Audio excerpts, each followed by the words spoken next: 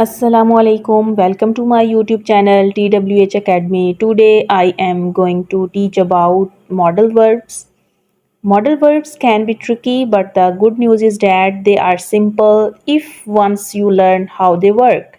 And I am going to explain everything you need to know to use modal verbs with ease. So, without wasting our time, let's get started. First of all, what is a modal verb? Modal verbs show possibility, intent, ability, or necessity. For example, can, could, may, might, must, shall, should, will, would, have to. All these are modal verbs. Now, here the question arises, why do we use modal verbs? Modal verbs are used to express certain hypothetical conditions such as advisability, capability, or requests. Let me explain it by examples. Example number 1, I swim every Tuesday. And the second example, I can swim every Tuesday. The first example is a simple factual statement. The speaker participates in a swimming activity every week on Tuesday. But on the other hand, in the second example, modal verb can is used. Notice how the meaning changes slightly. The speaker does not necessarily swim every Tuesday. It is said that he is capable of swimming every Tuesday. It is hypothetical condition. Now let me explain each modal verb one by one. The first modal verb can is used for ability or request. For example, I can speak English fluently. This example shows ability, and the next example, can you sit here please? And this example shows request. The next modal verb could is used for past ability, future possibility, or suggestion. For example, he could be the best candidate.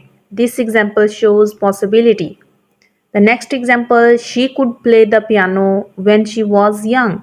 And this example shows past ability. And the next example, it could happen. And this example shows suggestion.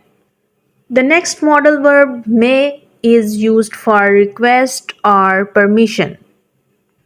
For example, may I use your phone? This example shows request, and the next example, you may go to the party tonight, and this example shows permission. The next modal verb might is used for present possibility and future possibility. For example, it might rain, she might be late. The next modal verb must is used for necessity or obligation. For example, you must try this cake. This example shows suggestion. And in the next example, you must finish the project by Friday. And this example shows necessity. The next modal verb shall is used for future tense or intention or offer. For example, I shall go to the party and we shall meet at 5 p.m. The next modal verb should is used for advise or regret. For example, I should not do that. This example shows regret.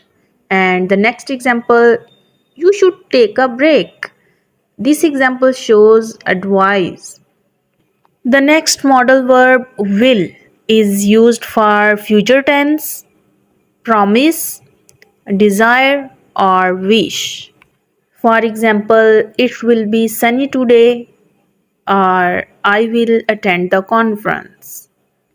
The next modal verb would is used for polite or humble request. For example, I would like some cake, or I would love to travel the world. And the last modal verb have to is used for obligation, necessity, requirement, or future plans. For example, I have to attend the meeting tomorrow. This example shows obligation.